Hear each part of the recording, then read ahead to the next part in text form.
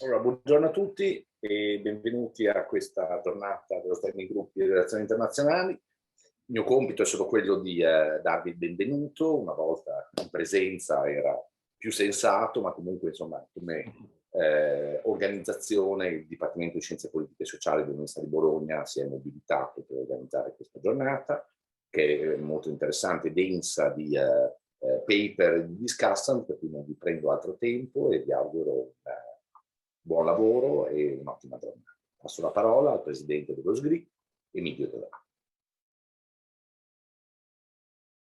Grazie direttore, grazie Filippo. Anch'io do il benvenuto a tutti. Come è stato detto, sono chair dello Standing Group di Relazioni Internazionali. Ricordo a tutti gli studenti di dottorato oggi con noi che è possibile diventare membri di questa organizzazione. Tutte le informazioni sono disponibili sul sito della Società Italiana di Scienza Politica. Lo Standing Group promuove la ricerca sul sistema politico mondiale, sulla politica regionale e sulle politiche estere degli Stati. Ha come obiettivo la disseminazione di una cultura internazionalistica in Italia e facilitare la cooperazione accademica a livello internazionale. Oggi parleremo di pluralismo e disordine nelle relazioni internazionali e il declino del West. Devo davvero ringraziare l'Unità di Bologna per aver organizzato questo meeting molto ricco. Lascio la parola a Francesco Moro, buon lavoro a tutti.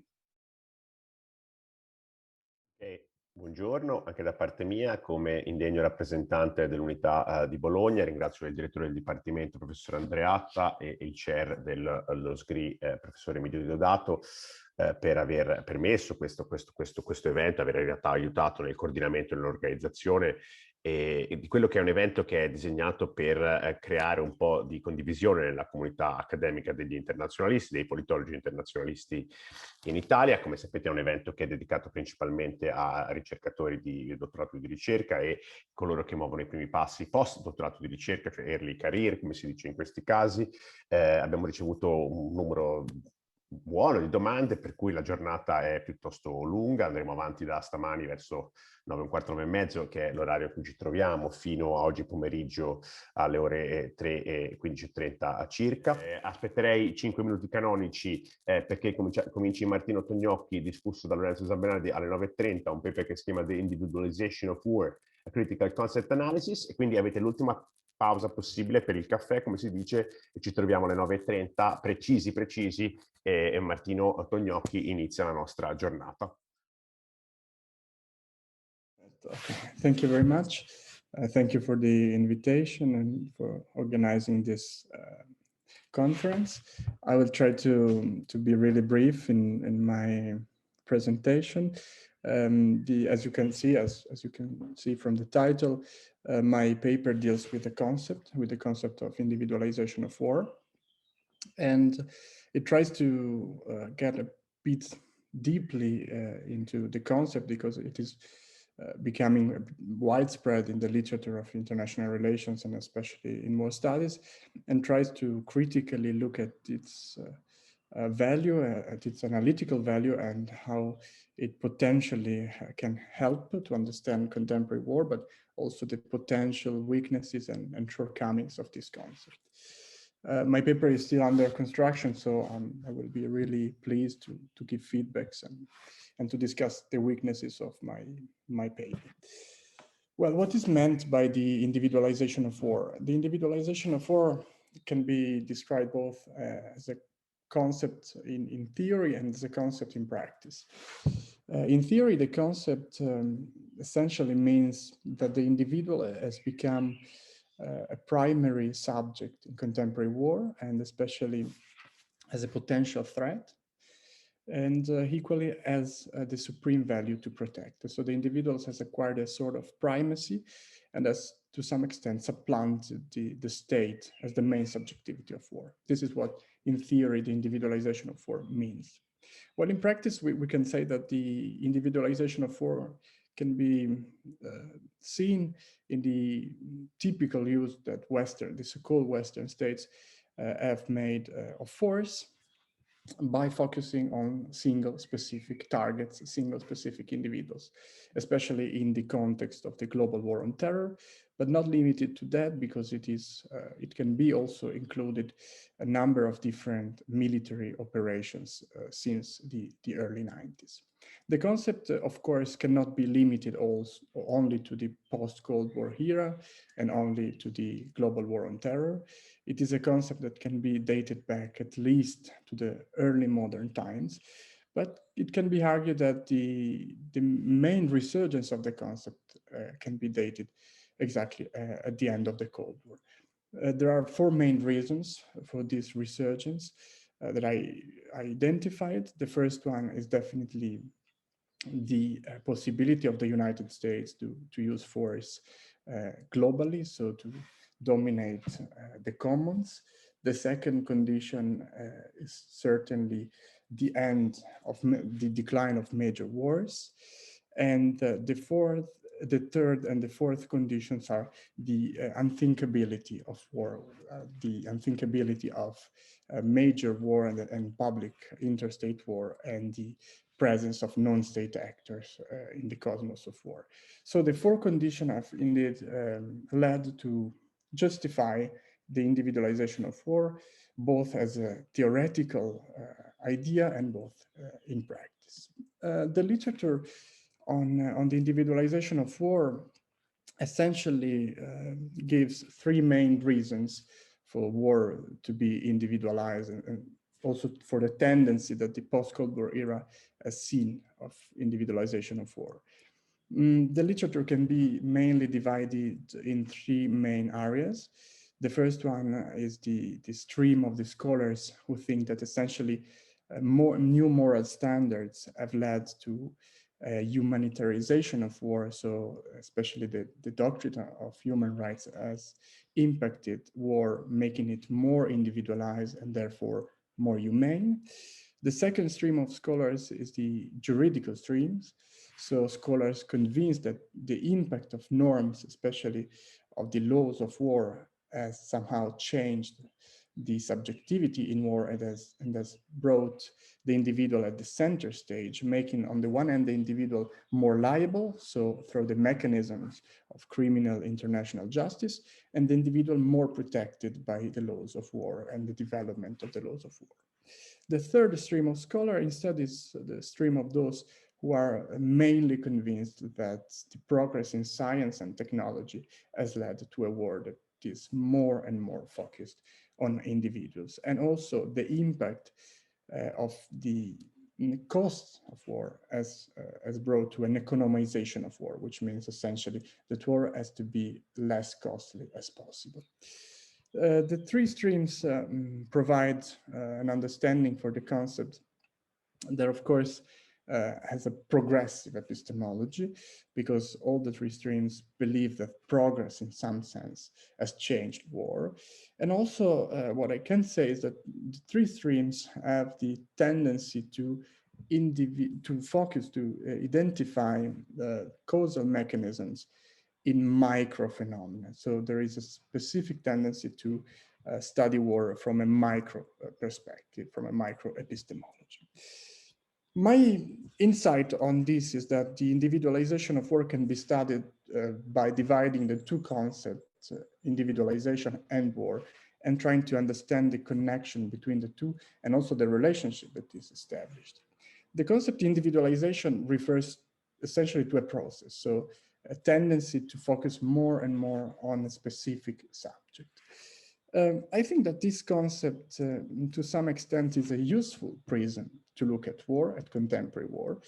But on the other hand, it has a substantial weakness, that is, itself represents war as narrated by those who fight securely. So it is essentially a way of representing war unilaterally. There is no dialectical representation of war. There is no relationship between one party and the other party engaged in the fighting.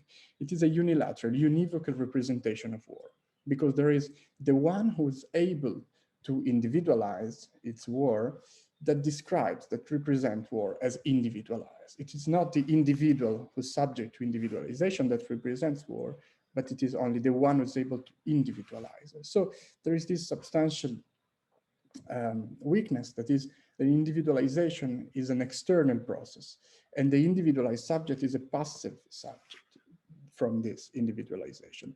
So essentially the concept is intrinsically asymmetric, because the actor that individualizes can individualize without mobilizing itself.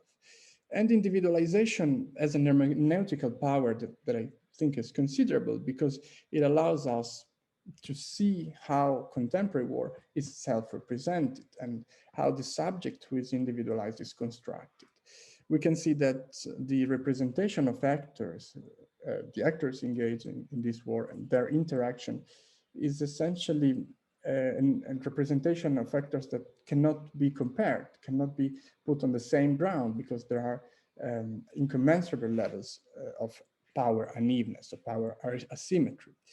Still, the grammar, the logics, and the stakes of war are different. And in this kind of process of individualization, the main archetype is the hunt archetype, no more the duel on a large scale, as Clausewitz used to say, but it's more and more approaching the hunt archetype, because the grammar of this war is between an hunter and a prey, a seeker and someone who flees. Also, the impact on law and morality is different, because this concept tells us that those who fight against individuals have all the legitimacy and have no responsibility in the postbellum, because they focus on simple, specific targets. And also the principle of last resort as is impacted by this representation of war. There is also an impact on the conception of space and time, and also on the representations and languages, because of course, if the parties have no relationship, mutual relationship, the representation of the one party who fights against individuals is definitely different from the representation of the individual. So the concept has a power to represent war, but I think that to some extent it masks what war essentially is by making it a constructed, individualized war. Well, the second concept is instead war. And so my question is, what does remain of the modern imaginary of war? And what does remain of this war when its nature, its essence is essentially challenged by the fact that there are no more states fighting, while rather individuals? I think that there are three conditions that define the weakness of the usage of the concept of war. And the concept of war, once just opposed to the concept of individualization, essentially loses its concreteness that was tied to the concept of modern war, to the classic. I here use the concept of classic modern war by referring to Schmidt as in some sense the early modern idea of interstate war. War in this sense, once individualized, loses its concrete meaning. The second condition is that individualized fighting is mostly a rhetorical tool, because essentially there is no individual fighting individual, but mighty states, powerful states, or alliances fighting against single individuals. So the individualization, once connected to war, makes war essentially a void concept. And there is, of course, an instrumental use of the concept of war, because it is expected, and here I come to the third condition, it is expected to make a difference from pure and disordered violence, but eventually it does not mark such difference, because war as a concrete concept is supposed to make a difference in the sense that it has specific rules of engagement and specific rules of the differentiation in terms of space and time. What is a state of war is different from what is a state of peace. But in this sense, war is used only as a reference point, only rhetorically, because it is not able to mark a serious difference between violence and war. So my final remark is that the concept has an intrinsic potential triviality, which makes it only serving descriptive and normative scopes, while in terms of its analytic potentialities, the concept is disputable. Indeed, I think that the concept has a considerable descriptive power because it allows us to enter the contemporary cosmos of war. But on the other hand, the concept is crushed into some essential inconsistencies, especially the inconsistency between what war is supposed to be and how war is instead represented. So I think that the enormous constellation of meanings that the concept of war is able to carry out is depowered and devoid. So eventually the concept, I think, that runs the risk of deceiving those who employ it as an analytical tool. And also I think that is deceiving because we are used to consider individualized war as a war against individuals, but eventually individuals are not individuals as such, but are put and located in complex webs of meanings that have a political value. So individualization of war eventually also has a fundamental weakness because it is not able to represent the political character of war. But let me thank actually the organizer first of all, because I mean for their choice of myself as discussant of this paper. Indeed, I'm doing actually research on a similar theme, actually on the same theme, on individualization. Specifically, I'm almost done with a book manuscript on the individualization of soldiers' death. Okay, so it's a different thing, but it's connected. Okay, and I should actually publish this book actually soon with Oxford University Press. So I mean, first of all, exactly because I'm writing on the same topic, and actually I'm not writing in a critical way. I think the concept is not trivial at all, but it's descriptive and interesting because I think it's actually, it describes, which is an important thing, I mean, a trend, okay? And I think actually Martino Tognocchi agrees that there is actually this trend, okay? At least in theory, but also in practice, okay? You might have actually, you might be critical, okay? But I think that the trend is indisputable in a way. But before actually beginning, I mean, really beginning, let me ask you a question to Martino Tognocchi. I mean, is this a paper? Sorry. Is this just a paper or it's your actually doctoral dissertation? Okay, thank you. Indeed, it is a part of my doctoral dissertation. Okay. And it was a concept that was not really clear to me, so I decided to deepen it a little. Okay, and so what's actually the doctoral dissertation about? Sorry. It is a conceptual analysis still, okay. And it is about the concept of enemy at the time of individualized war. So how individualized war challenges the concept of enemy as a collective entity. So it's actually really part of your dissertation. Of course, it's not just a synthesis, but it's part. That's good. That's good. Okay.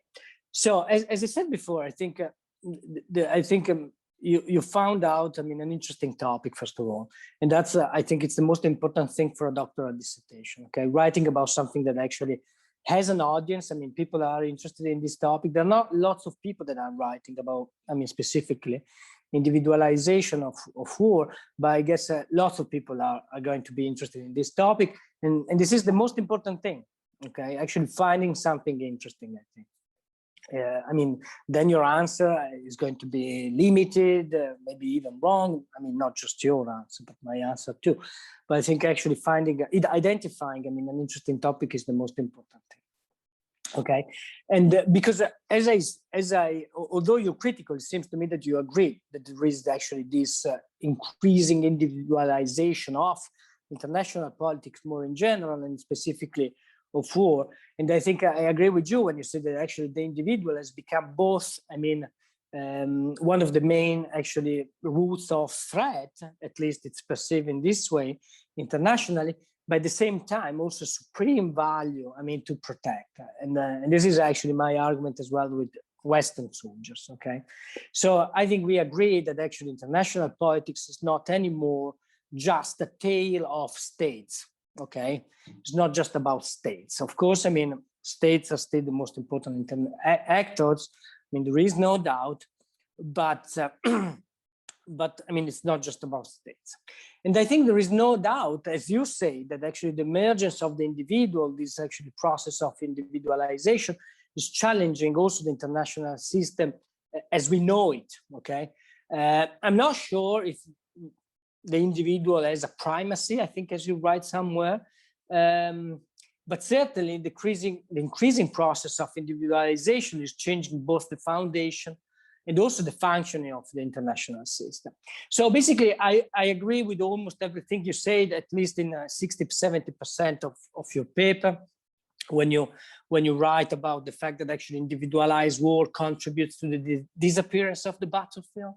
The distinction between also, I mean, it jeopardizes the distinction between inside and outside, for example, and also that actually there is the possibility of actually contributing to a sort of infinite war, okay? Exactly because there is no more battlefield, there is no more difference between peace and war, there is no more difference between anarchy and the state, in a way, and sovereignty. And I think all these things are correct. But these are things that I've read before as well, especially, which is fine, especially if they are part of a doctoral dissertation. I mean, because you have to rely on the existing scholarship. Okay, it seems to me that these are the arguments that actually Chamayou makes, that you quote, of course, in the book, in his great book, which is, I think, it's a really great book about drone warfare. Okay, and these are all arguments that actually he develops in a magisterial way, I think. And then I think your contribution, your real contribution, at least in this paper, is basically a discussion of inconsistencies, okay, which is basically part of the second half. And now I don't want to actually sum them up because you already actually just mentioned them, you just discussed them. And I see these inconsistencies and the asymmetries as well that you talk about. But my big question today, it's the only one that I'm going to ask you, is so what? Okay.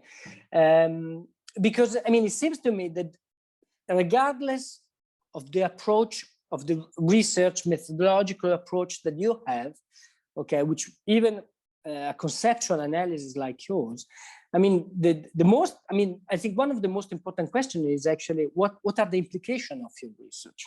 Okay. Because it seems to me, I'm afraid, almost afraid, that you want to go back to the old good days of public interstate war. Okay, I mean, I'm asking you because it's pretty clear that the basis, I mean, some of the basis of your critique is basically Carl Schmitt's view of what happened to the Jus Publicum Europaeum. Okay, so basically Carl Schmitt argues that after World War I, there is actually a process of criminalization of the enemy actually began, and this actually intensifies war among states. Okay, this is basically, in a nutshell, I mean, I understand that it's a simplification of his big argument in The Nomos of the Earth, which is a great book.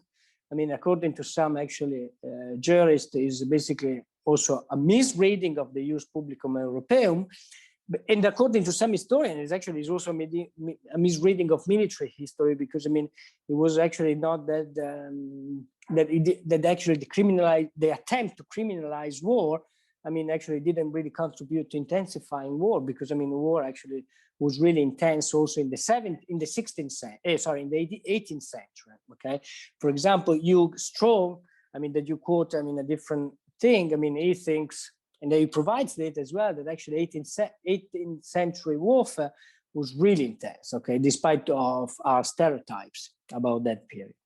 So the question is, you want to go back to the good old days of public interstate war? Because basically Carl Schmitt says that at that time, war was basically, was taking place in a battlefield, didn't actually touch, I mean, or seldom civilians. I mean, it was just a matter of war among states, and so you could also I mean, war was not just isolated, I mean, from the rest of society, but in that way you could actually have a productive, constructive relationship with your enemy. You could build peace after you actually wage war. Instead, now with the criminalization of war, and the fact that actually, and this is a process that it's part of also of individualization, because in the moment that you don't consider the enemy, the other state, but actually is leader, it's the leader, for example, I mean, you're criminalizing, okay?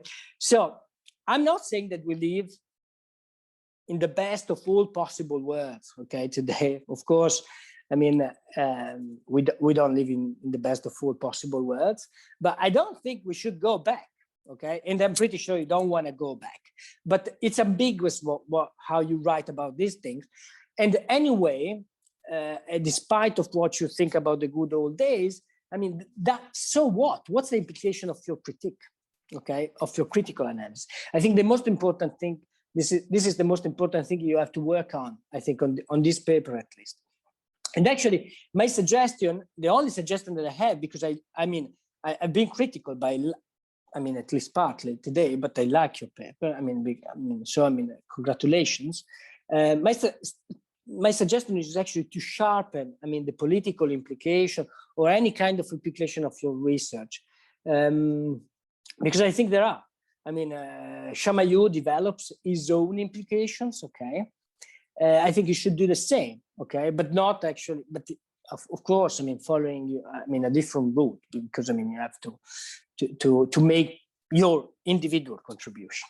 Okay, Martino, thanks. And thanks also for the organizer for having me chosen for being your discussant. In your representation of what was the description of individuals and their role, you mentioned the idea that this individual are very passive, and described as passive individuals, and I won't take a stand with it. I'm sure the literature you examined that does do that. While I would invite you, just for the sake of expanding the horizon here, to look at literature in the past few years, and there's plenty that has actually been saying that even in the most even in civil wars, even in one-sided violence episodes, even in massacres, there's some level of civilian agency. That's how it's generally called in civil wars literature, for instance. And this civilian agency is actually, this literature on civilian agencies actually arguing that rather than being just hunted or victims, well, clearly the victimization is there, but there's something else. There's some space for action in it. And I think in the last 5 years or so, literature on civil wars, from Elizabeth Wood to others, has been saying, well, look, even actors who have been victimized, they did have strategies to cope with this. It didn't work, but that doesn't mean there's no space for action. And so this is a literature you might want to look at, because it does tell us that individuals are not just passive.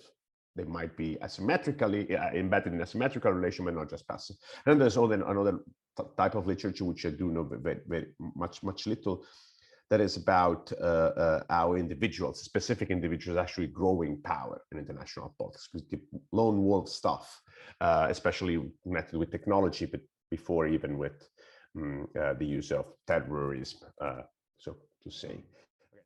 Okay, really thank you to Professor Zambernardi, because he got to the point, really to the weakness of my paper, and of course he gave me very, very insightful feedbacks. I think that the implications of my paper should be definitely sharpened and should be also researched more. Briefly, I think that the very implication that I was looking for once dealing with a concept is that probably once we don't have any more specific and reliable concept, specific and intellectual reflection on concept, I think that also the way we conduct international politics is affected. So my very first implication, which should be definitely sharpened anyway, is that the intellectual reflection on international politics is weak and to some extent, I think, superficial. I totally agree that the risk is being misread, in the sense that the risk is to look one that wants to recover a conceptual relic. So the relic of interstate war, which was absolutely violent and intense. So the description of Carl Schmitt is a mythologized idea of war. And in this sense, I have to be really careful when I define the past with respect to the present and the relationship between past and present. So I think I will be, once rewriting some of the parts of the essay, be really careful to not to look like someone who wants to recover really concepts, because indeed the concept of war is always problematic. I think that the main implication anyway for nowadays is that we do not have a clear and profound reflection on what war is. And this can have implications on the way we conduct it and also the limits to war, because I think that nowadays there is a substantial problem with the limits. So with the morality, with the ethics of war, and also with the law of war, because individualized war challenges essentially any potential limit to war. So this is my main preoccupation, the limits to the conduct of war, and of course to the containment of war, because if there is no space of war, no time of war, then it is likely that containing war is difficult.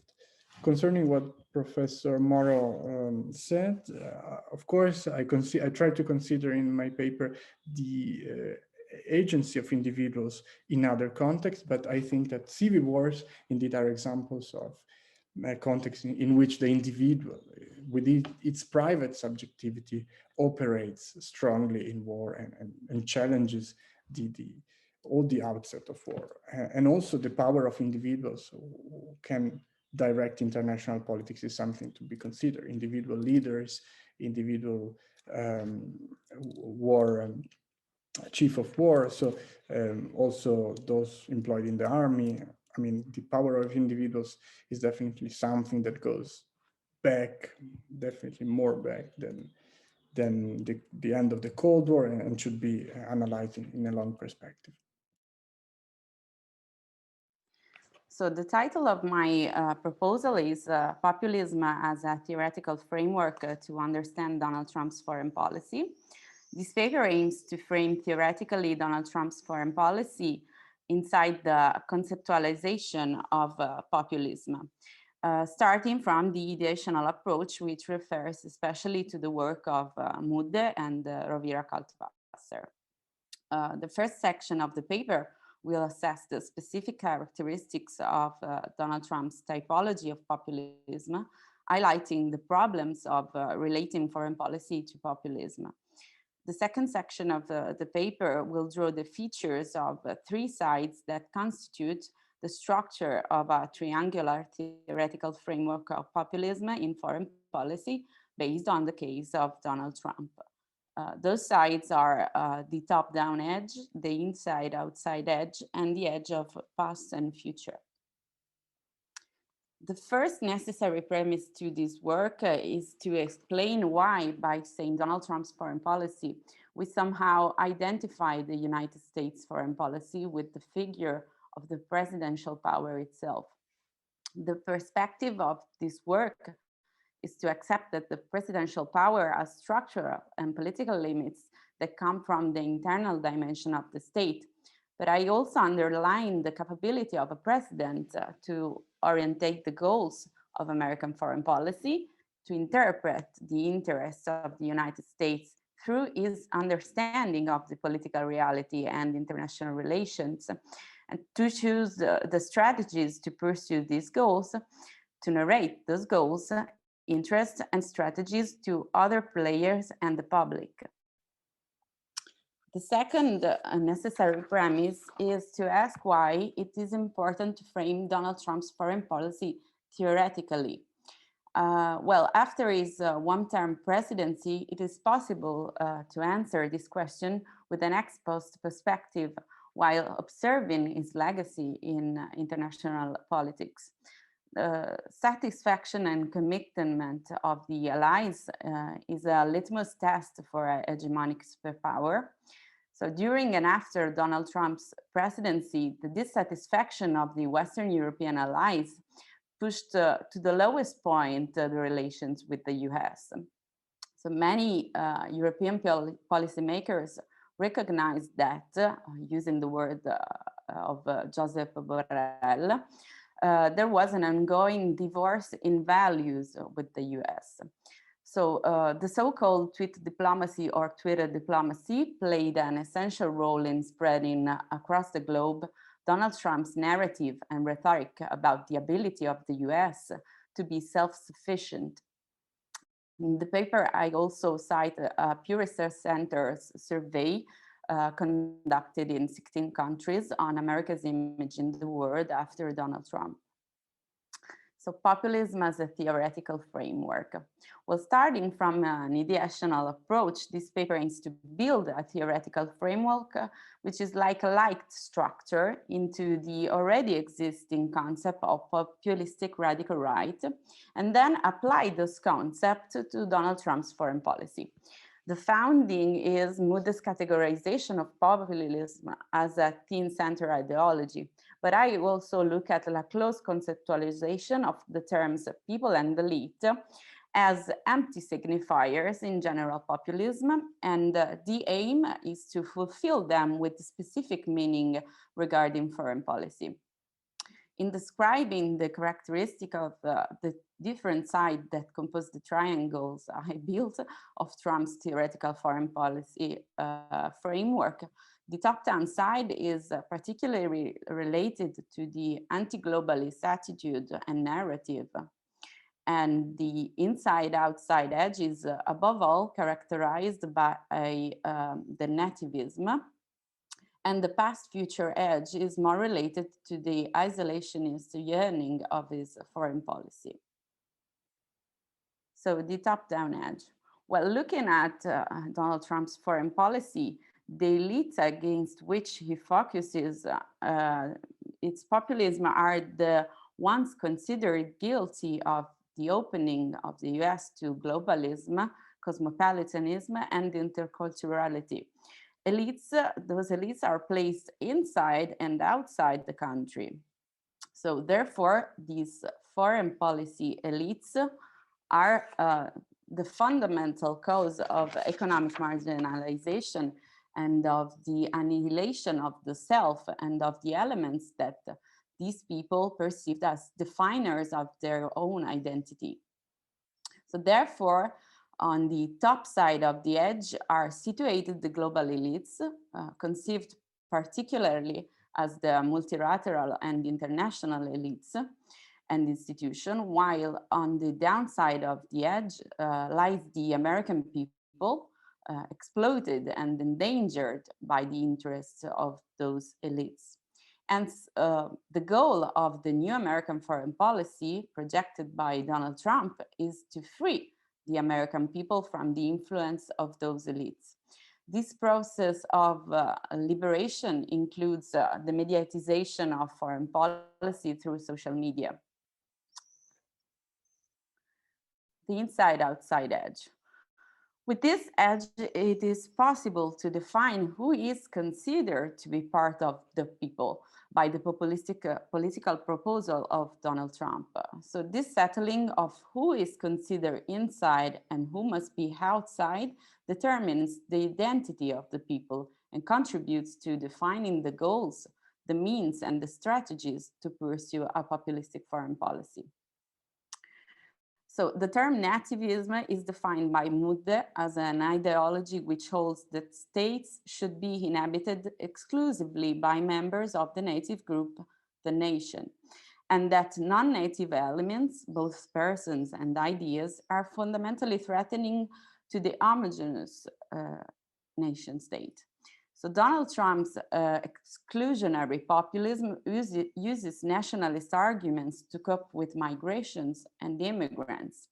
Therefore, on the inside lies the Donald Trump's constituency, mainly white, non-liberal, and located in the heartland of the United States.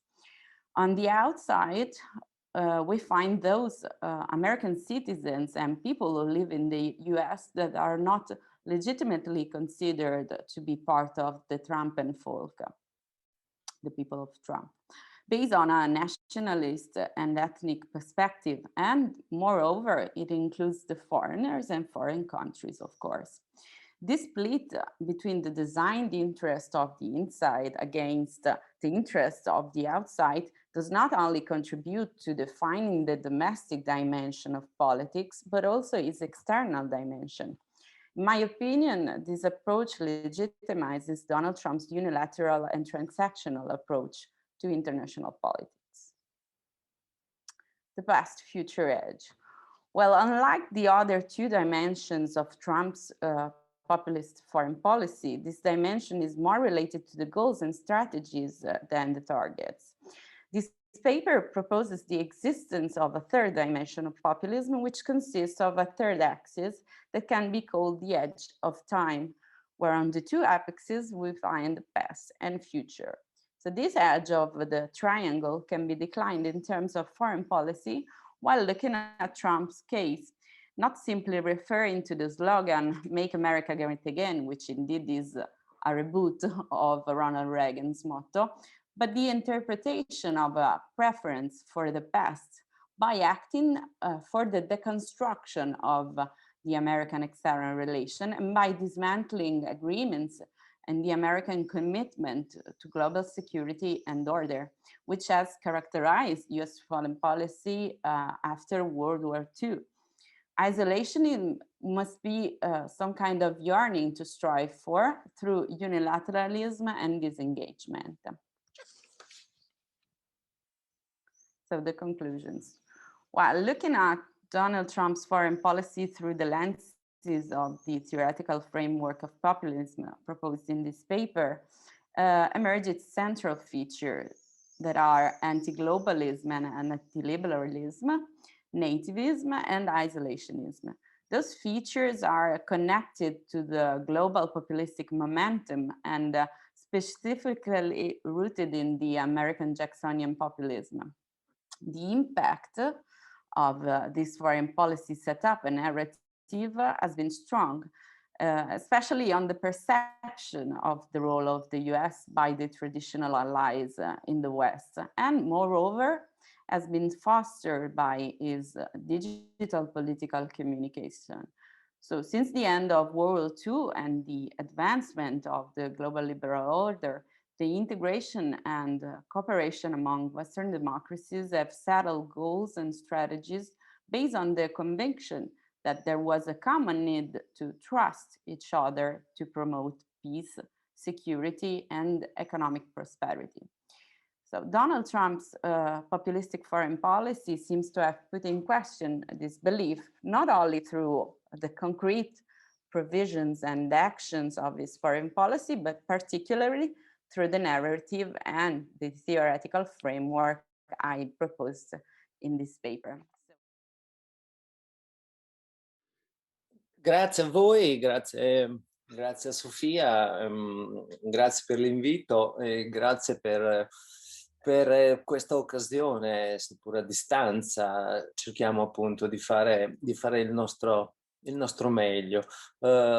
Il mio meglio è quello di tentare di inquadrare alcune delle questioni che Sofia pone alla nostra attenzione con questo paper strutturato in modo assai chiaro e assai preciso. Ella stessa ne ha indicato i tratti fondamentali a partire da questo framework teorico che è destinato a comprendere più che spiegare, ella stessa lo dice, to understand, a comprendere le specificità di questo riflesso del populismo trumpiano sulla politica estera. Quindi io per le cose che sono in grado di riconoscere come sostanziali cercherò di esercitare qualche riflessione sulla seconda dimensione, proprio quella del rapporto fra la presa di posizione dottrinaria di Trump e la sua politica estera. D'altra parte anche Sofia fa questo tipo di operazione nel paper che ho letto con grande soddisfazione, ma anche con qualche con qualche certezza che potrebbe essere forse rafforzato considerando alcuni aspetti. Cercherò di sottolineare proprio questi aspetti, quelli che forse meriterebbero, dal mio punto di vista, un'attenzione ulteriore. Per cui, essendomi già congratulato, passo a dire qualche parola su questi aspetti, che non sono aspetti critici, ma sono aspetti costruttivi, o spero che siano intesi in questo modo, come io li intendo. Allora, il tempo non è tanto, per cui cercherò di essere schematico anch'io e così essenziale come è stata Sofia.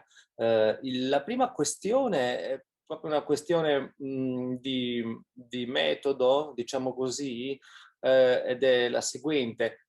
Sofia si chiede, anzi avanza un'affermazione già alla seconda pagina, rispetto alla letteratura che ha indagato questa specificità della relazione fra l'impostazione dottrinaria, e dirò qualcosa anche su questa definizione di dottrina, l'impostazione dottrinaria populista quindi di Trump e la politica estera. E Sofia dice che c'è un'incomprensione di fondo, se non sbaglio, vero Sofia, su questa relazione. Tu lo dici o lei lo dice, come preferiamo interloquire, però a me, forse anche un lettore comune, quale sono io, non è chiaro perché ci sia questa incomprensione, no? Questa incomprensione viene affermata, c'è un'incomprensione, tu dici o lei dice, Sofia in ogni caso dice, ma non, se non sbaglio non dice perché. E la considerazione, quindi questa considerazione metodologica tutto sommato banale, che io sono riuscito ad ottenere rileggendo il testo, cioè la risposta alla domanda perché non è ben compresa questo tipo di contingenza storica, il populismo di Trump e i suoi effetti. Sofia dice perché ciò che abbiamo dalla letteratura sono una gamma di approcci e di interpretazioni differenti, questa pagina 2, ed è la stessa, dice, è questa gamma di differenze di interpretazione che sono un sintomo delle difficoltà, no? Che incontriamo nello studio. E certo, io appunto mi attesterei su una posizione più modesta, riconoscendo che appunto queste differenze di interpretazione di approcci non sono un sintomo di difficoltà, ma sono un sintomo della natura stessa dell'oggetto che tu studi, che porta appunto nelle narrazioni, mi pare che sia un termine che tu stessa impieghi, porta necessariamente delle narrazioni, delle interpretazioni, come vogliamo dire, pluraliste, differenti, per cui come dire, sarei meno esigente da questo punto di vista, anche per l'appunto per il tuo lavoro stesso. E quindi direi che è naturale per le relazioni internazionali, per il nostro ambito di studio, avere differenti approcci, differenti interpretazioni, ma tutto questo non ha a che fare forse con l'oggetto specifico che tu studi, ma proprio con la batteria di problemi che le relazioni internazionali avanzano alla nostra comprensione. Per cui, appunto, non so se questo perceived lack of understanding of Donald Trump's foreign policy è, come dire, qualche cosa di risolvibile, naturalmente. Tu non lo affermi, ma appunto dal punto di vista metodologico riconoscerei questa difficoltà come un elemento naturale, strutturale, ineludibile. E questa è un'osservazione che possiamo definire così, di metodo, il che ci porterebbe, se noi riuscissimo a considerare strutturale, naturale questa molteplicità, questo pluralismo, a considerare cosa che forse viene fatta meno rispetto ad altre vie che tu segui, considerare anche le critiche al concetto stesso, no? Del populismo come quadro teoretico, perché mi sembra ci possa essere una connessione fra questo slancio creativo tutto sommato, no? Di dare un'interpretazione, non voglio dire univoca, ma come dire condivisibile necessariamente. Ecco, mi pare che ci possa essere una connessione non creativa no? fra questi due elementi, dove l'elemento creativo potrebbe anche essere quello appunto di sottoporre a critica l'impianto teoretico che poi emerge, no? da questa tua impostazione. Per cui questa è una prima osservazione di metodo che spero possa essere utile. Altre osservazioni molto brevemente riguardano un concetto che appare, vado veramente forse al cuore della questione, un concetto che appare a un certo punto a valle del lavoro teoretico, no? Di questo triangolo concettuale e interpretativo che tu proponi, ed è il concetto di legittimazione, di legittimità, che appare, e appare molto giustamente, e però appare e scompare. Invece io penso che potrebbe essere un lavoro di scavo non solo necessario, ma utile e anche, oso dire, interessante per una studiosa, il concetto di legittimità nelle relazioni internazionali. Lo sappiamo, è un concetto complicatissimo, sottostudiato, non solo in Italia, eppure tu giustamente lo invochi, e lo invochi come dire, a buon titolo, perché io presumo che questa impostazione dottrinaria populistica o populista di Donald Trump abbia una connessione stretta col problema o con la questione della legittimazione di una prestazione in politica estera e in politica interna. Si badi bene che il concetto di legittimità è davvero un punto di transizione, vero, fra politica interna e politica internazionale e politica estera, se vogliamo, come dire, triangolare, usando anche questo tuo triangolo equilatero in modo differente. Per cui io insisterei sulla legittimazione, perché presumo che stia al cuore, no? della prestazione ideologica di Donald Trump, quello di legittimare, come stanno al cuore naturalmente tutte le ideologie che vengono proposte dalle grandi potenze, cioè dai governanti, in questo caso dal presidente. Non entro naturalmente sulla egregia prestazione che tu hai offerto rispetto ai poteri del presidente e a quelli diciamo così dell'amministrazione. Per cui legittimazione, e qui verrebbe una domanda: populista o popolare? Perché c'è cerco di spiegarmi in una parola sola, c'è un percorso discendente, come sappiamo, del rapporto fra legittimità e politica estera, che passa nelle relazioni internazionali dalla caduta della legittimazione dinastica al passaggio per la legittimazione popolare, seconda guerra mondiale, e potrebbe essere questo di Trump inquadrato in un terzo passaggio, in una legittimazione populista. Quindi no,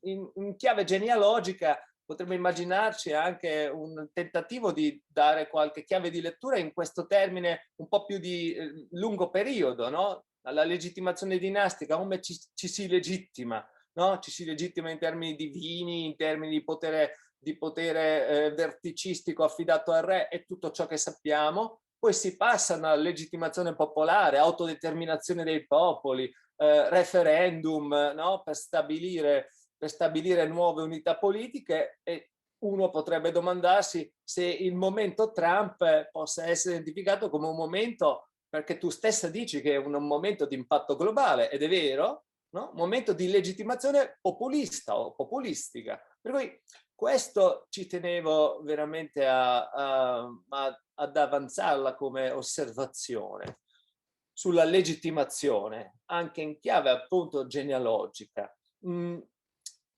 Adesso passerei a alcune osservazioni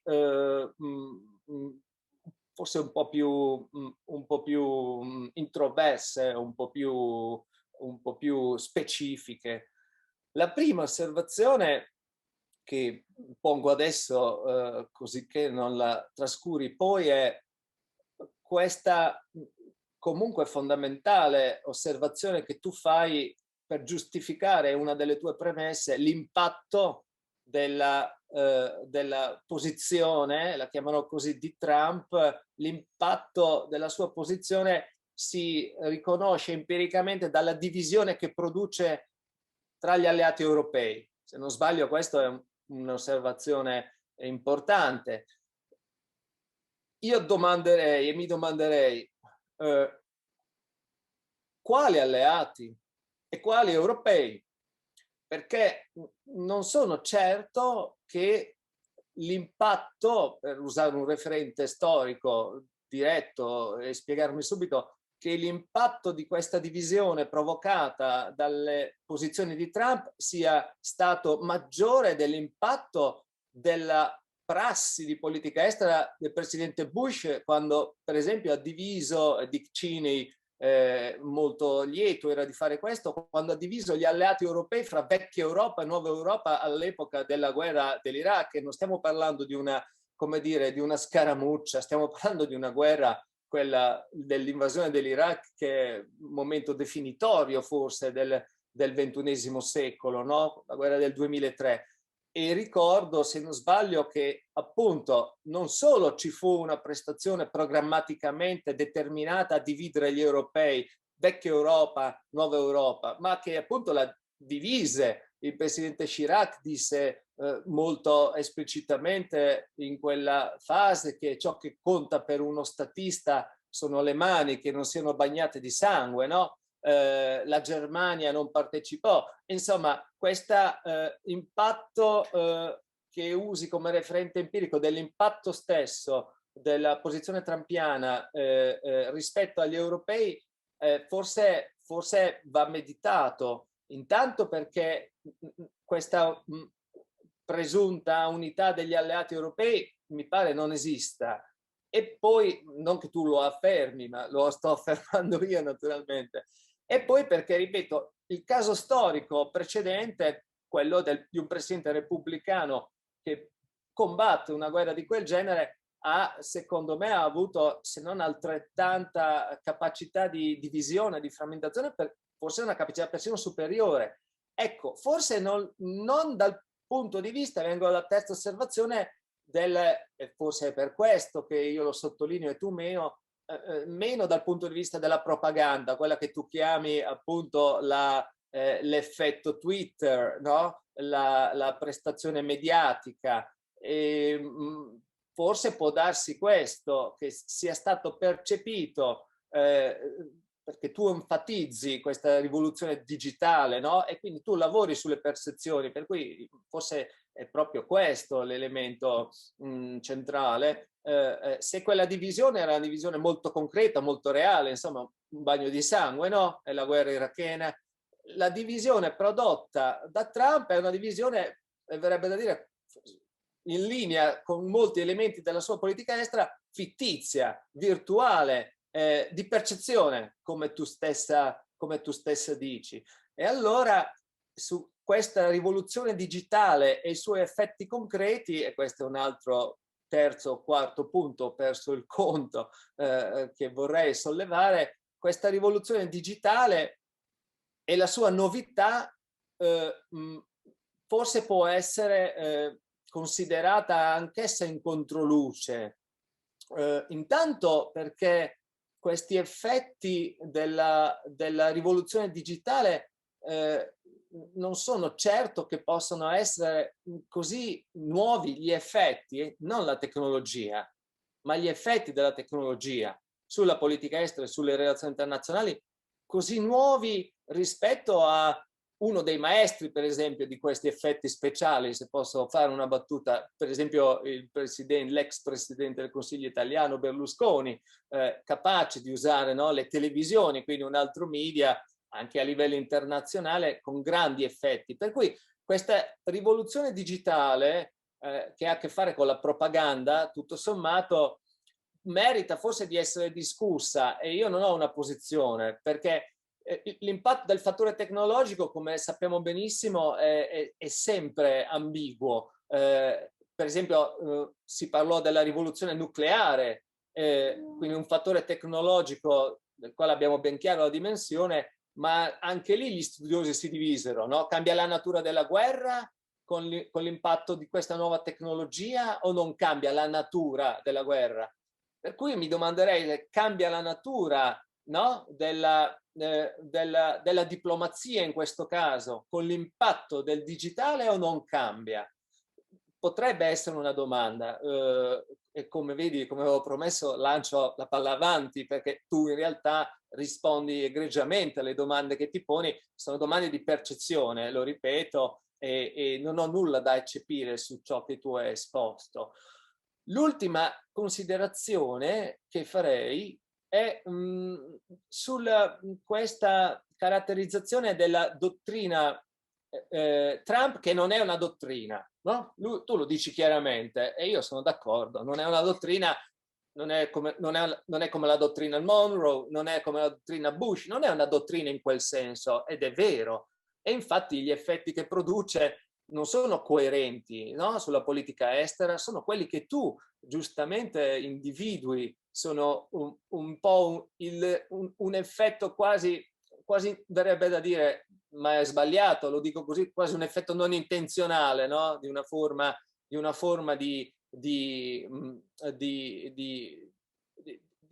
ideologica di natura interna.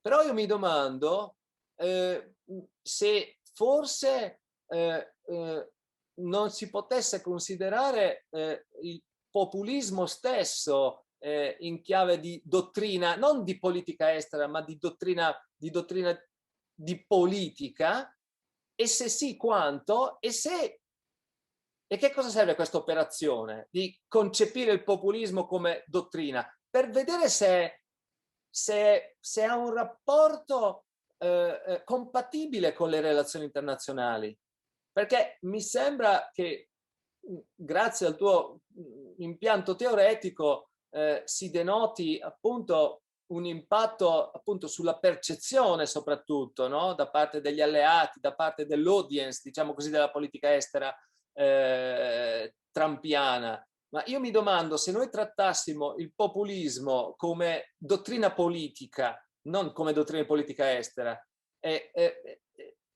in quel caso saremmo in grado di riconoscere una compatibilità con l'ambiente internazionale o una incompatibilità strutturale? Perché, come tu dici, questo tipo di impostazione, quella populista, non è solo di Trump, e però appunto mi pare che l'effetto sia stato ambiguo sulle relazioni internazionali. Ora, le mie osservazioni riguardavano questo. Michele, ti chiederei la cortesia di avviarti alla fine della discussione, perché infatti siamo ho concluso proprio, Francesco. Stavo appunto dicendo che le mie osservazioni riguardano semplicemente questi punti, che spero siano stati esaurienti a questo punto. Grazie. Grazie a te, e direi molto. Ovviamente non potrei mai interrompere Michele Chiaruzzi, perché è il mio compagno di stanza in ufficio e quindi è troppo preziosa come relazione per metterla in discussione. Vedo che c'è un commento di Fabrizio Coticchia in chat che inviterei Sofia a considerare, ovviamente, che può tenerlo per sé. Se Sofia vuole prendersi un minuto probabilmente per un brevissimo replica, e ovviamente se ci sono altre domande vi chiederei di fare dei feedback e forse sacrificare questo minuto in modo da poter mantenere una certa coerenza con il programma. Sì, grazie. Sto leggendo con interesse il commento del professor Coticchia. Lo leggerò meglio dopo, così intanto rispondo e possiamo andare avanti. Allora, ringrazio moltissimo il professor Chiaruzzi per i suoi commenti, che sono stati veramente interessanti interessanti per il mio lavoro e spero che insomma avrò tempo per approfondire tutte le sollecitazioni che mi ha fatto. Affronto brevemente alcune delle cose che ha sottolineato.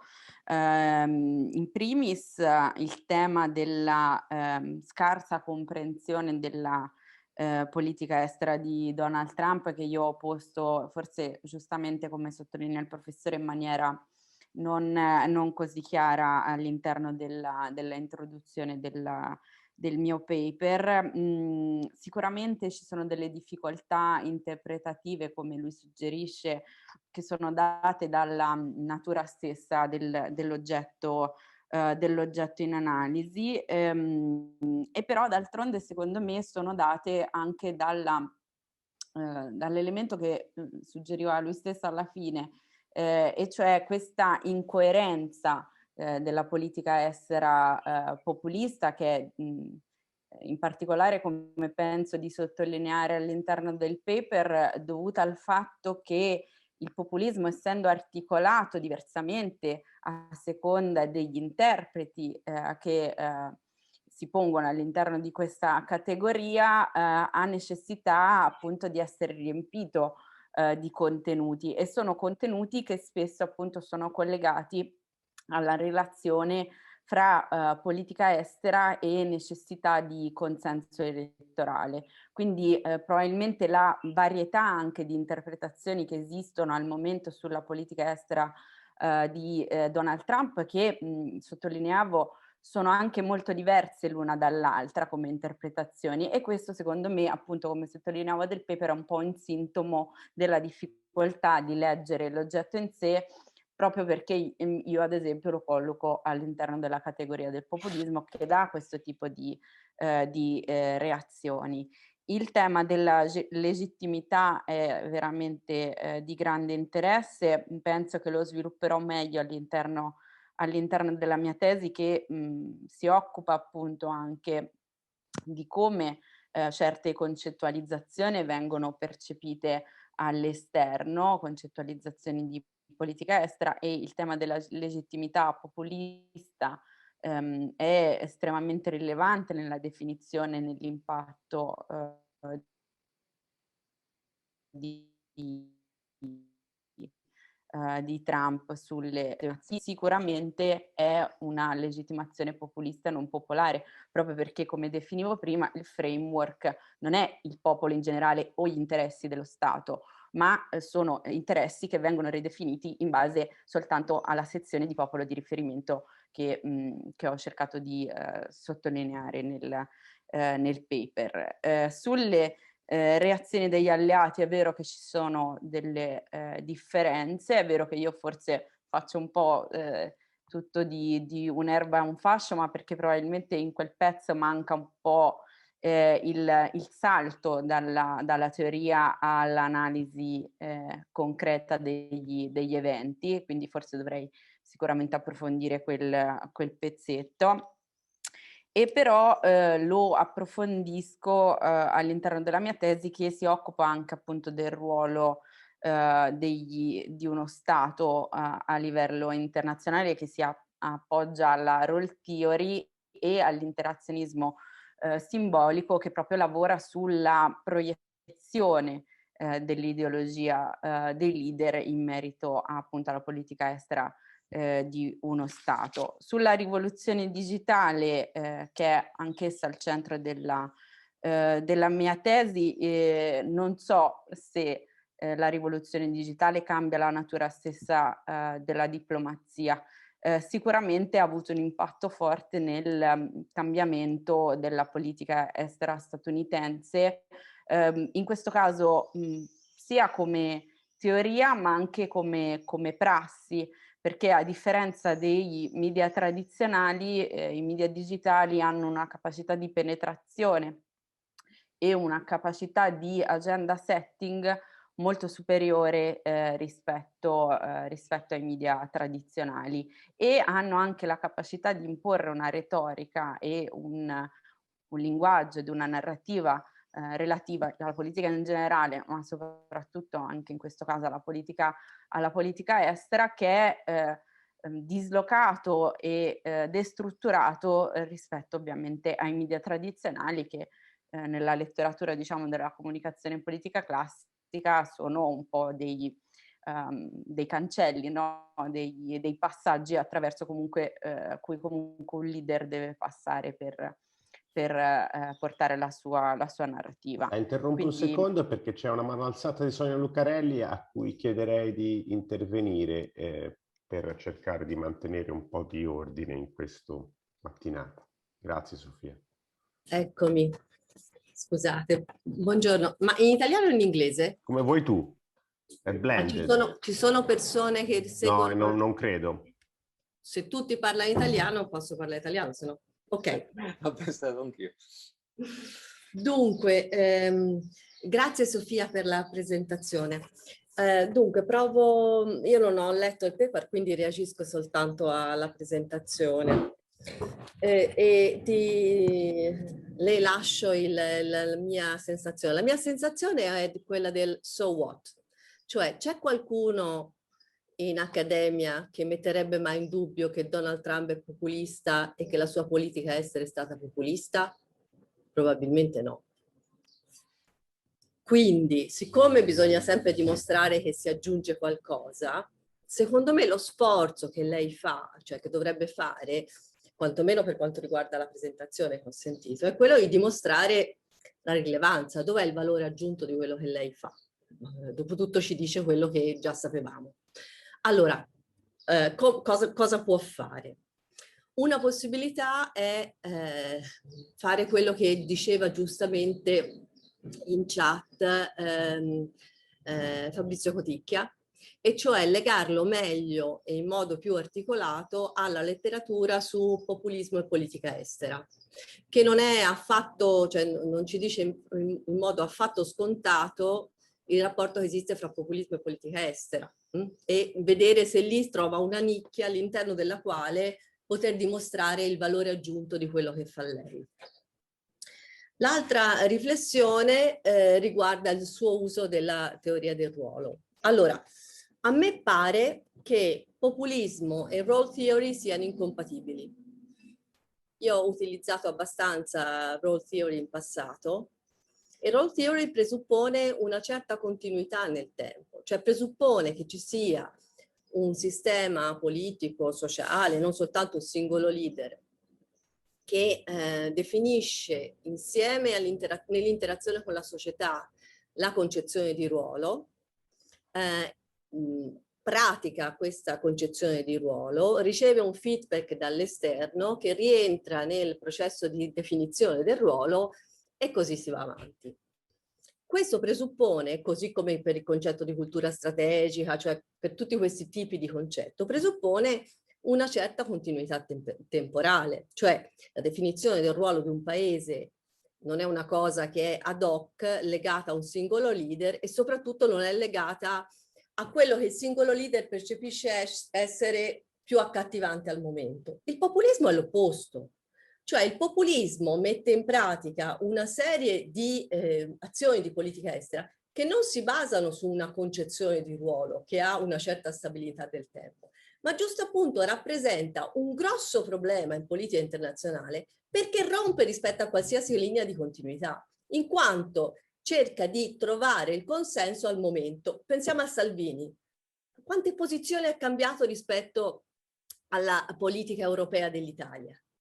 Ma lo stesso Trump.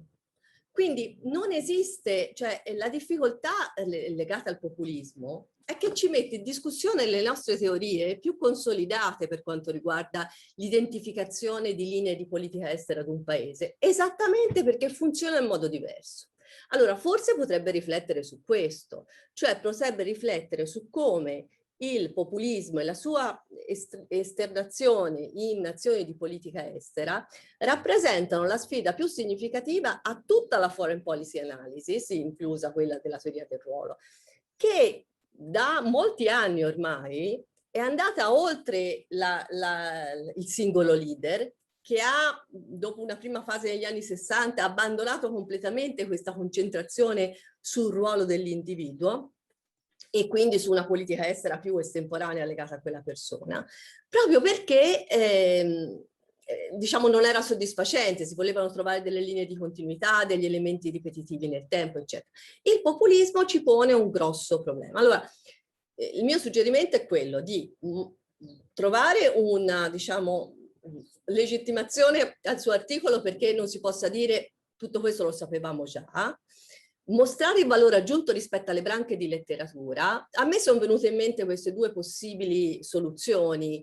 Non mi soddisfa particolarmente populism and foreign policy, non ho letto cose particolarmente insomma che mi hanno proprio colto come particolarmente accattivanti, ma magari io non ho letto tutto e quindi posso esplorare lì, e altrimenti può fare una riflessione più generale, cioè su quello che questa branca grossa di letteratura, quasi sottodisciplina della foreign policy analysis, ha da imparare o anche da decostruire di fronte alla sfida rappresentata dal populismo politica estera.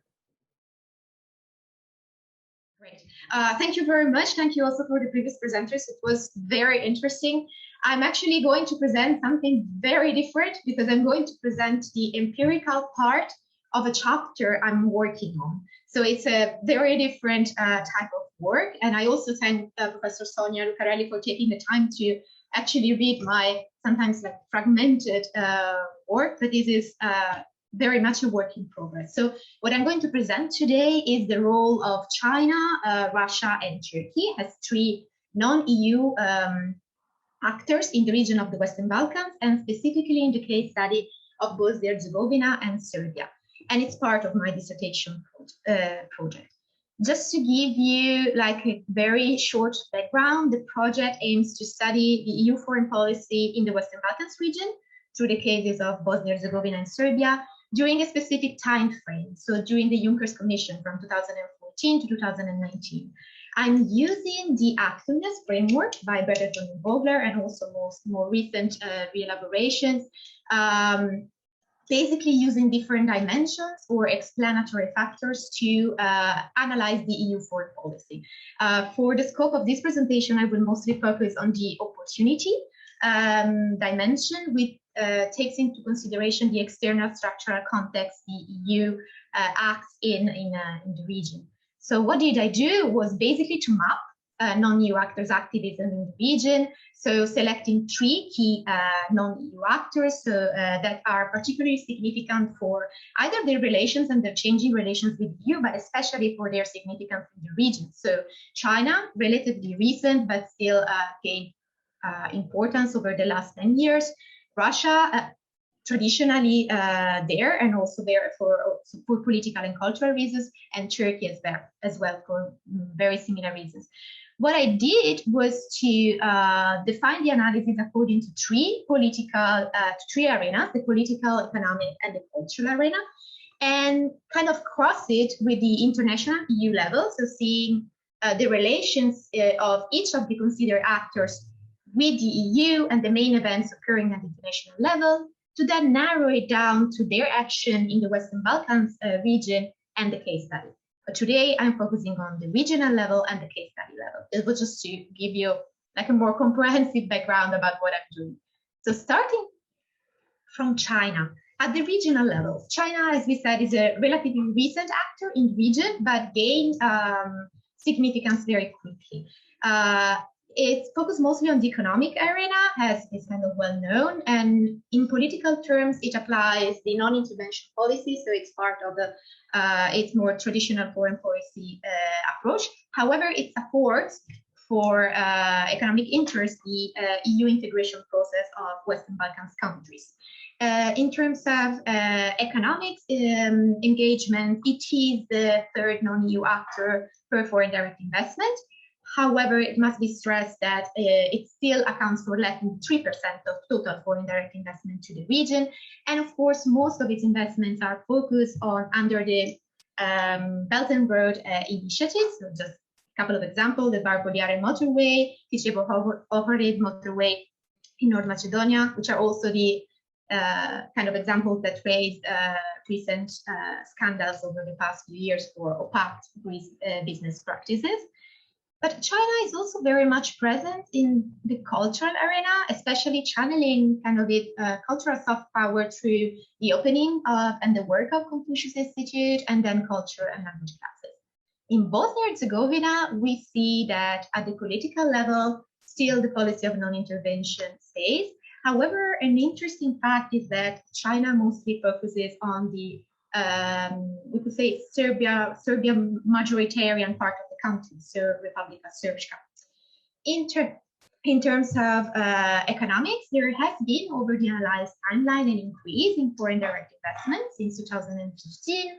And according to the Center for the Study of Democracy, in a report analyzing China's economic footprint in the country, it is stressed that while Bosnia and Herzegovina might not be the first country China is active in the region, still the debt of the country towards China in terms of share of the GDP accounts to 16%, so it's pretty significant. And in terms of cultural arena, we had during the analyzed timeline the opening of Confucius Institutes in Sarajevo and in Banja Luka, so in both parts of the federation. Serbia is a more interesting picture because Serbia is accounted by the literature, by policy reports, to be basically the country of the region which has the strongest political and economic ties with China. So at the level of politics, for example, China does not recognize Kosovo independence, and Serbia is also being called by some authors the open door to the Balkans, because of these close economic and political ties. And the two countries also host joint military exercitations, or at least they did until 2020. From 2021, they have been officially suspended.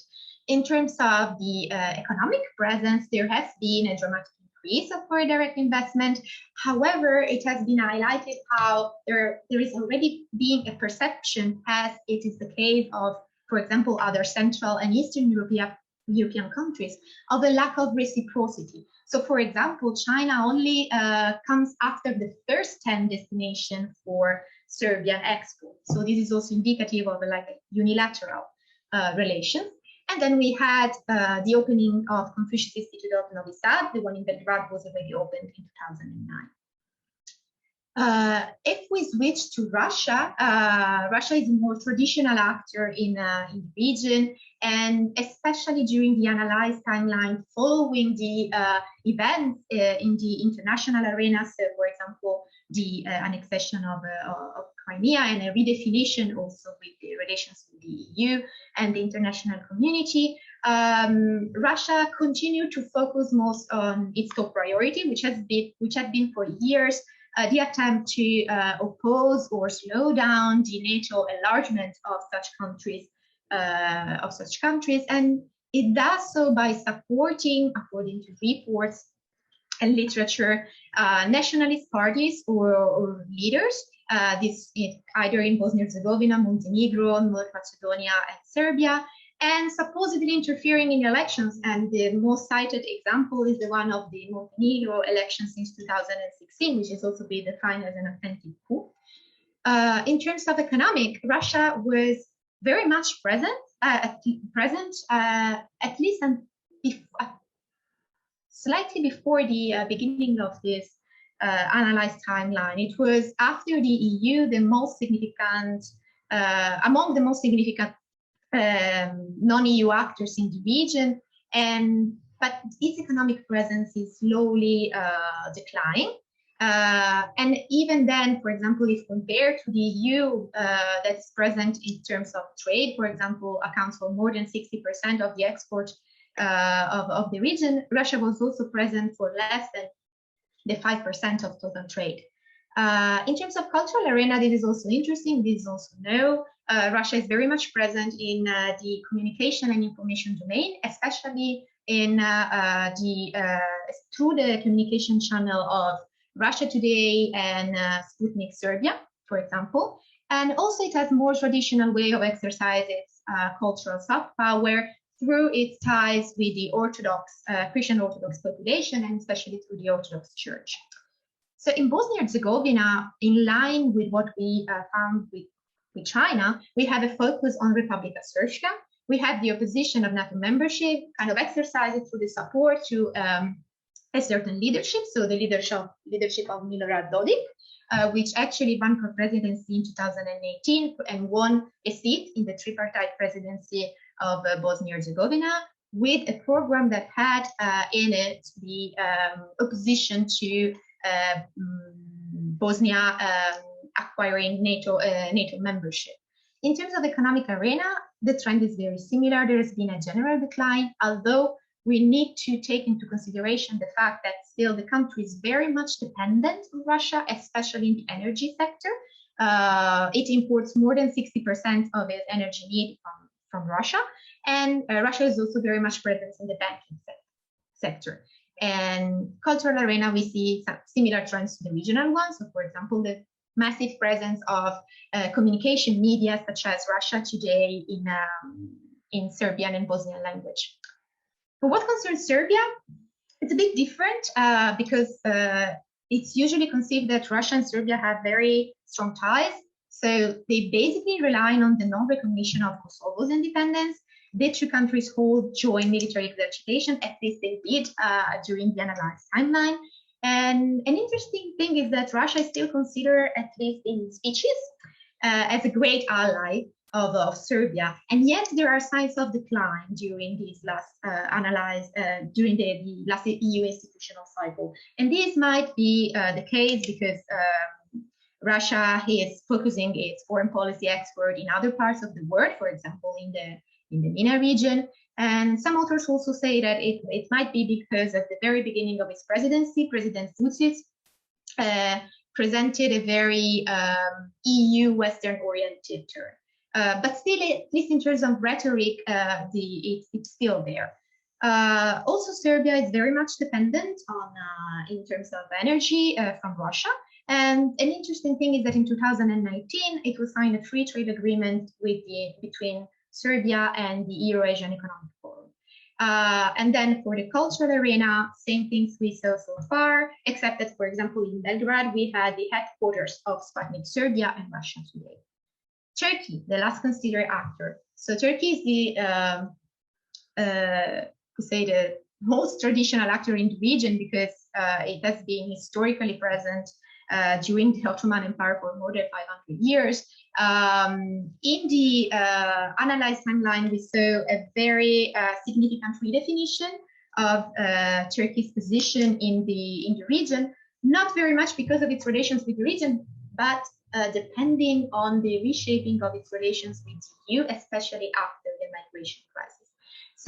So far, Turkey still supports the EU integration process of these countries, although from a kind of strengthening position after the migration crisis, relies on its cultural and historical ties. So it still follows the Davutoglu doctrine from 2009 and participates to EUFOR, Althea, and EULEX humanitarian missions in the region. There has been, after 2015, a decline in this economic presence. So, and in any case, foreign direct investment always accounted for less than 3% of the total directed to the region. And there has been, however, an increase in trade, especially towards North Macedonia, Montenegro, and interestingly, Serbia.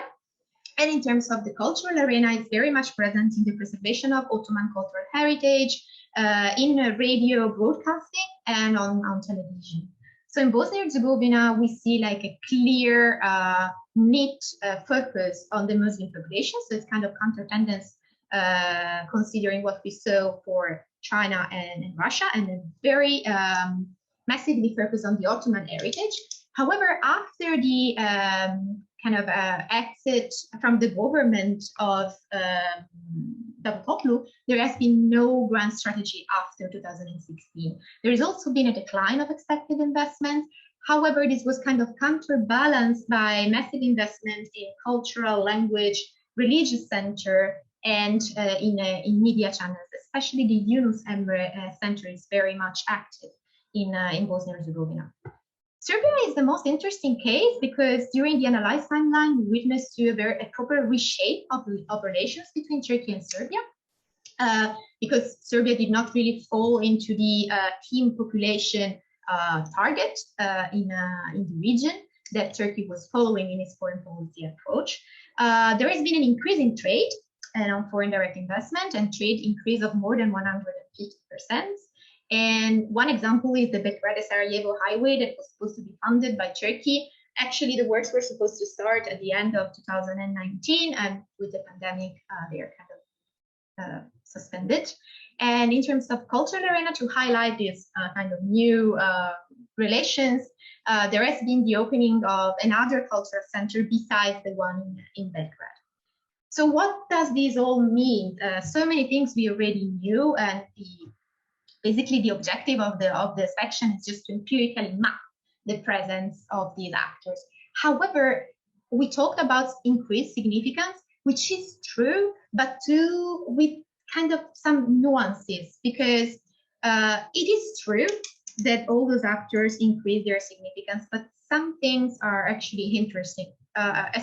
First of all, we have the geographical locations. They all focus on different parts. So we have China and Russia focusing on Republika Srpska and Serbia, and only Turkey focusing on Bosnia-Herzegovina Federation, and the relatively recent on Serbia. China is clearly stronger in the economic arena, as we all know, with opaque business standards and already perceived reciprocity problem. Russia has seen a relative economic decline, but kind of managed to counterbalance its presence in the region with a very strong use of communication, and by strengthening and enforcing its strategic political support to leaders. And Turkey very much benefited from a reshape of relations with the EU after the migration crisis, like to strengthen its position in the region, and it's very much strong on the cultural arena. So what does this all mean for the EU foreign policy? It means, this is just the conclusions that I'm working on, for example, that we can see that the EU is acting in a very different environment since the one it started its actorness at the beginning of the 2000s. It has to, the actors are more or less the same, or has been in the last 10 years, but there has been a significant and progressive estrangement of such actors in their relations with the EU, and consequently it is becoming much more difficult for the EU to continue and pursue its foreign policy objective that relies very much on the preservation and the reaching of certain standards and norms, because we are talking about countries that are supposed at some point to join the EU. Last slide. Can we move to discussion? If you don't mind? I'm just the limits and caveats. We will discuss it later. Okay. And I thank you. That'd be amazing. So I try to be short. Thank you very much for asking me to discuss on this paper. Thank you, Carlotta, for the paper. So I have to be short, so I will be blunt also because I can't be anything else. And the paper is, as you said, descriptive. So it's a description of third states' intervention in the area. And again, the so what question emerges. The introduction in the beginning that you made, the preface regarding the overall concept and theory does not serve the purpose of allowing the reader to actually evaluate what you're doing. Second, it's the way in which you do the description is completely independent of any theoretical approach. It's a blunt description. So I think it would need to be revised anyway for your thesis, because in a thesis you need to convey the message to the reader that you are actually guided by a theoretical framework, which we do not perceive here at all. Yeah, it's mostly the empirical part. The chapter is wider, but it's my problem. I didn't insert it there. No, the problem is that even the descriptive empirical part should be guided by the theory in such a way that you can perceive while reading the descriptive part. And this is not the case here. Second, the theory, and this I allow myself to do something that I hated when it was done to myself as a PhD student. I still remember first conference as a PhD student, Santoro as a discussant, and he says, guys, you have to be more courageous. I mean, all these old theories that you buy, just take the courage to go ahead. Now, I hated him when he did to me, but it remained in my mind and it has been helpful afterwards. And so I do it to you. Be more courageous. I mean, you are taking a theoretical background that is very old. It doesn't actually guide research. It's very plain. So take the courage to do something that really leads ahead your research, which doesn't seem to be the case for what I read. The third problem is that you make several statements which are not proved at all, that are not grounded in any evidence in the paper, like the presence of this, the rising presence of these third countries in the Balkans has changed the image of the European Union there. You never say anything about that. This is a general problem. You assume that the growing presence of the three countries in the Balkans inevitably makes a change with respect to EU foreign policy, but actually you have to prove it. You have to show it. So I think that you need to narrow down, take some specific case studies that are not country-like, but are specific cases, show that you can track a line between that action and the inability of the European Union to perform its own policies. Because so far, we haven't seen anything. Now, based on the simple evidence that a country has a lot of investments in another country doesn't prove anything. The European Union invests an incredible amount of money in development cooperation in several countries, and it has nearly zero impact on the policies of those countries in several areas. So you actually need to narrow down, prove, and be guided by clear assumptions that I couldn't see here. Third, you didn't say anything on the interactional level, neither in terms of the interaction between local constituencies, which to me are much more important than third actors, and only to the extent that you take them into consideration, you can claim that third actors have an impact, nor with respect to the interaction between the three among them and them with the European Union. So this interactive dynamic, I think, should be taken into consideration without giving the impression that you are just projecting images, pictures of countries' foreign policy.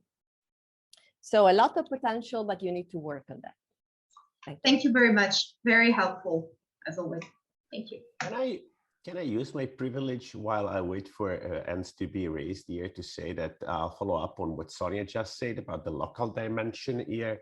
There's this very nice and very widely cited paper by Barnett on the Peace Builders contract, which is about how national elites and local elites interact with the international community. It's actually in peace building, which is clearly different field, but yet what is nice as a theoretical framework, it puts together local elite and it shows our local elite, national elites in the countries that are targeted destinations for aid, investment and stuff.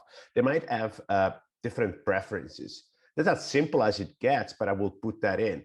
I wouldn't place this idea that Serbia or Bosnia and Herzegovina, there's a lot of dishomogeneity there in there. And in order to establish the mechanism that might link more or less successful action by external agents in getting there and making something meaningful and having an influence, well, to assert this influence, I would remap not just the policies, but at least I would try to model a bit agents. I would disaggregate a bit agents within the country, which is the target of all this area. And there's a big difference, right? I think, but it's just a point I wanted to make. No, thank you very much. No, it's good. Do we have raised hands or people left for coffee or are aspiring for me to let them go for coffee. Yeah, probably. So, okay, so if Carlotta agrees, she can give a 2 minutes reply, and I'd love her to stick to the 2 minutes. Then we'll have a 5 minutes break, and okay, go ahead. Yeah, no, I'm very thankful to Professor Lucarelli and also to Professor Moro, because basically the idea I have when I'm writing this stuff is that I'm just mapping, but still there is something to take from it and to further elaborate, because it's not, it would just be, as I said, mapping, and perhaps not even in a good way. So this is what I was in the concepts of, for example, that when I was working on the limits, I was also worried about, you know, the quantity of sources. For example, there are so many data on Russia and less, for example, that I could find on Turkey and China. But this, of course, depends what you do with it. I mean, it doesn't really matter. And I mean, it matters, but it depends what you do with it. And also, in terms of the theory, absolutely. I mean, the stage I have now, it just is there, but to make it become something meaningful, of course, it has to be reshaped and guided by theory. So I very much thank you for it.